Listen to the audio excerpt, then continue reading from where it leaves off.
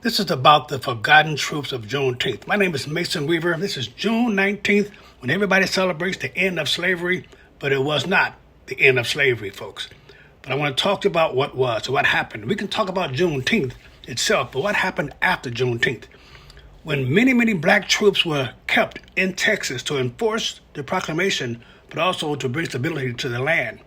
The forgotten heroes of Juneteenth, black troops in Texas. This is Mason.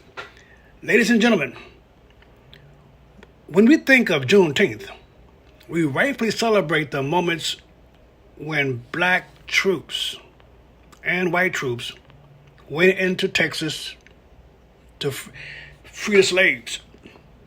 The slaves had been taken to Texas by their masters at the defeat of the Confederacy. I call them Democrats. They took them to Texas to try to find their own nation. And those black troops, thousands of black troops and thousands of white troops went into Texas to establish the independence of those freedoms, to establish that the war was over and that the slaves were free, but not officially. On June 19th, 1865, but let us not forget the men who made sure that freedom was enforced. You see, you can be free, but if you're still under slave master's army, you're still a slave. So they had to be established as free. When General Granger left Texas, he took those white troops with them. Most of them anyway. And he left the black regiment there to defend what Lincoln had laid out, the Emancipation Proclamation. But no one talks about the day after Juneteenth. No one ever talks about June 20th. And July that came, and August, and the next year. We're going to discuss that today. We're going to discuss how the implementation of those black troops against the previous masters, the previous slave masters, now have black troops, army veterans, fighters, armed and supported by the local government behind them. They decided to speed it up a little bit, to make sure that the freedom assigned was going to be enforced. So the former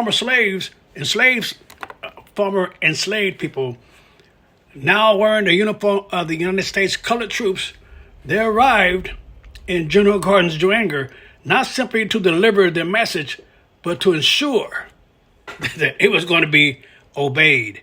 Here you had former slaves confronting their masters, first time with the freedom behind them, and they took control of Texas. See, Texas in 1865 was dangerous. White resistance was fierce. Freed men faced violence, intimidation, and lawlessness. The very presence of black soldiers carrying rifles sent a powerful message that freedom would be defended. See, the slave masters' impression of black men was that we were docile and soft and obedient. But man, they volunteered to fight. See, the North had no reason to fight. They had nothing against them, but the slaves had a reason to fight. And Lincoln said, one of those black troops wouldn't have won that war because they had a reason to fight. After the Civil War ended, many of those black troops stayed.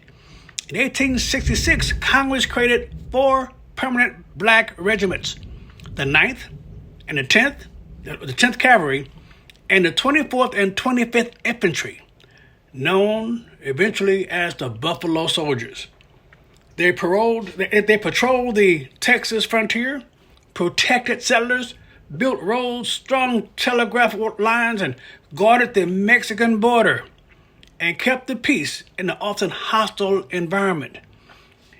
Ironically, while protecting the freedoms of others, they still faced bigotry from, the very country they had served.